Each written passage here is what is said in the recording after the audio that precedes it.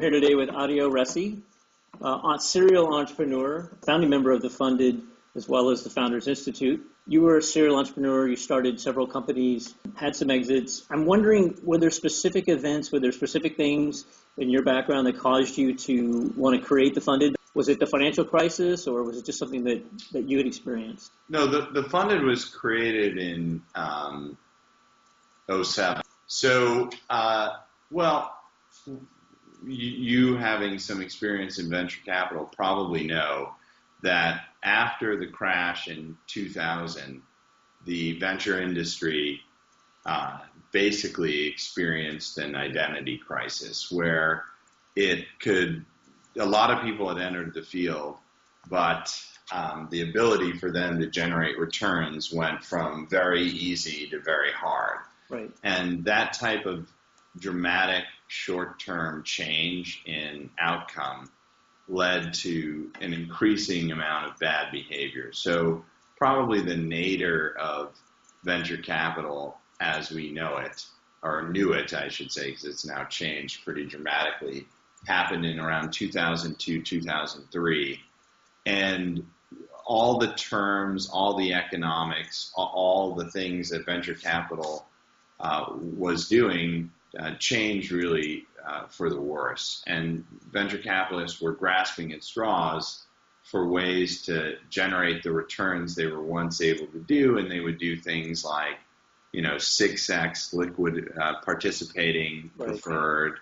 And when you look at a deal that has a 6x liquidation preference and participation, there's just simply no way that the founder or the management or anyone with equity in the company besides the investor with the 6x liq pref could make any money. Mm-hmm. And that became pretty normal from about 2002, 2003 onward. And the Funded was really started as a way to counterbalance the bad behavior and harsh economic terms that the venture capitalists had adopted in order to sort of swing the pendulum back in favor of entrepreneurs and the people building the businesses. And from that perspective, the Funded is a complete success. It helped balance the forces between people trying to create value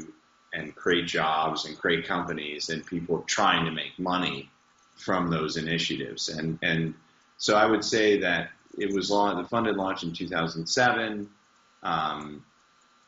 By about 2009, when the crash happened, most of the bad behavior that had been adopted by the venture community had been corrected just in a period of a couple of years. So the Funded had a very large positive impact on the relationship between venture capitalists and entrepreneurs. Yep. Well, they always say sunlight's a great disinfectant, so people can see what you're doing. Sometimes people change their behavior. So I know people certainly frequent the site. We get a lot of feedback. We've been lucky enough to be above the fold, Rincon Venture Partners. Yes. Have you gotten any specific pushback, or maybe in the early days, did you get pushback from VC that were pissed? I mean, I still get a lot of pushback from VCs. I think by now people understand that we don't change or alter or in any way vary content on the site. It is a crowdsourced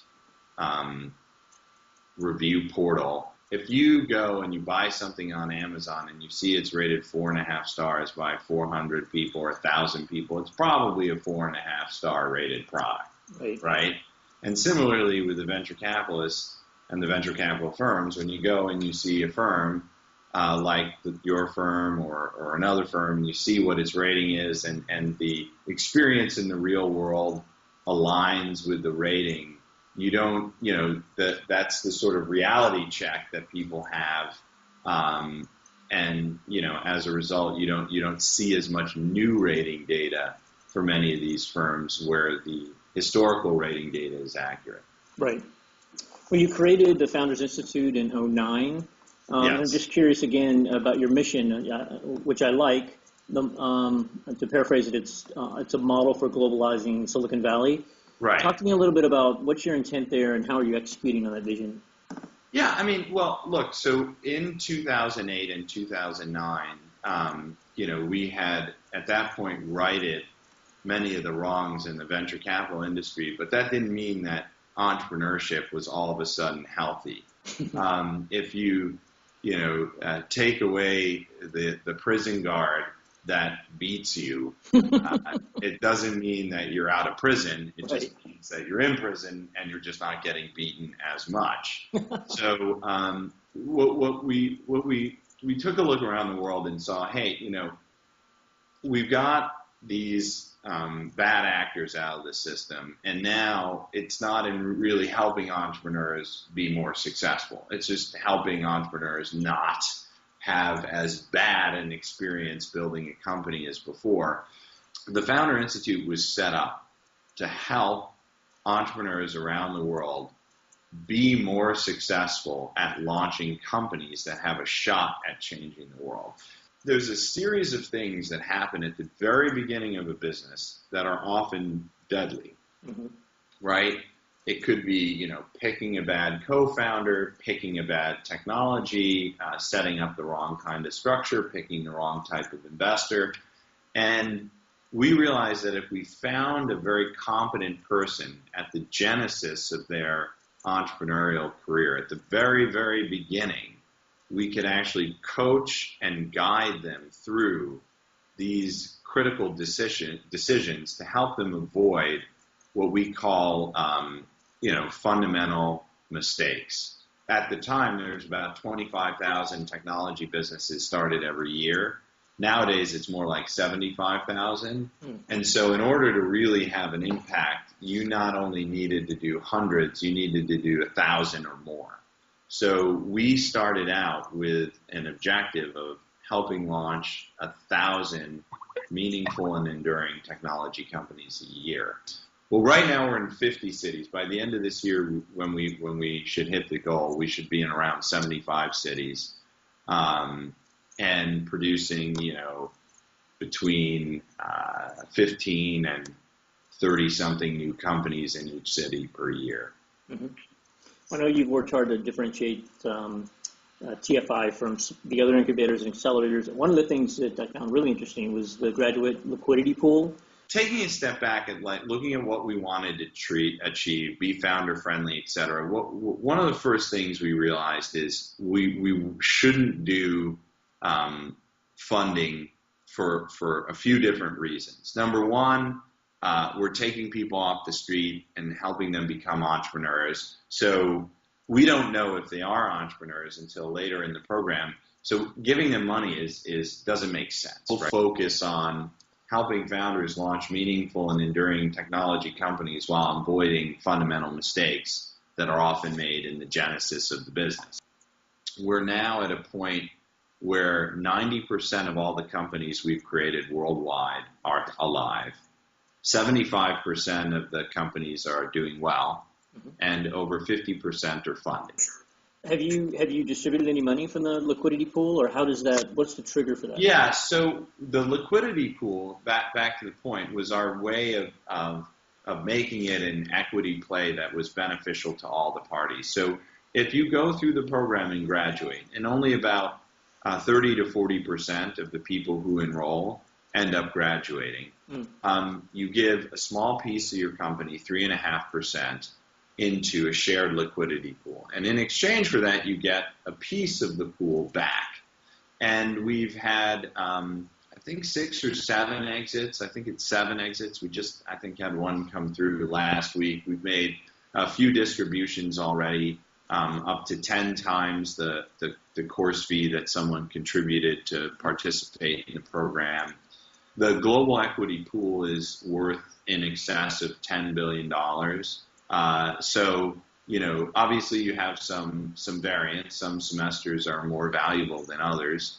And, if you're in a semester, for example, there's a semester that prize approaching $1 billion in value created by the different companies. Mm-hmm. And so, you get a small piece of that $1 billion. And when those companies start to liquidate, we'll mail you a check. And that's the thesis, right? You come in this program, we help you launch a great business, and as your peers succeed, you get a piece of the upside. Right now, the program is pretty good at separating out the serious founders from the people who are in founder fantasy camp, right? Yeah. A lot of people come in, they're like, but I want to start a company. I think it's going to be the most amazing thing in the world. And really, once they try their hand at it a little bit through the program in a structured environment, they realize, wow, this is a lot harder than I expected, and I don't know if it's the right move for me. Yep. So that tends to happen, and it's okay, right? Now, entrepreneurship's not for everyone. If we can help you realize that, that's a win for you. It's a win for the Institute. It's a win for everyone. Well, I don't subscribe to very many blogs or newsletters, but I do get TFI's weekly summary. Yes. And the quality of those articles is just fantastic. Right. No, well, we put a lot of effort into it, right? I mean, we have a front-end education component, which is we've got to inspire people in the various cities and countries where we operate that, entrepreneurship is potentially a viable option. Now, we do some aggressive personality testing in a positive way to determine if you're going to be a successful entrepreneur or not. And I would say that about 2% of the population has many of the core attributes to be a successful entrepreneur. And then when you go a step further, at any one time, a subset of those are thinking of starting a business. So we want to make sure that when someone's ready to launch a company, that we're top of mind as one of the entities to work with in doing so. Eventually, what I want to be able to say is like, look, and we're pretty close to being able to say this right now. It's like, if you enroll in the Founder Institute and make it through, your chances of success will be, as high as humanly possible. And I would say that, statistically right now, if you enroll in the Founder Institute and make it through, it's about 75%. And, between 50 and 75% for sure, but 75% seems to be the number that we're tracking towards. And, obviously I'd like to see that be even higher. Right. Well, congrats on all the success and the impact you've made in the entrepreneurial world.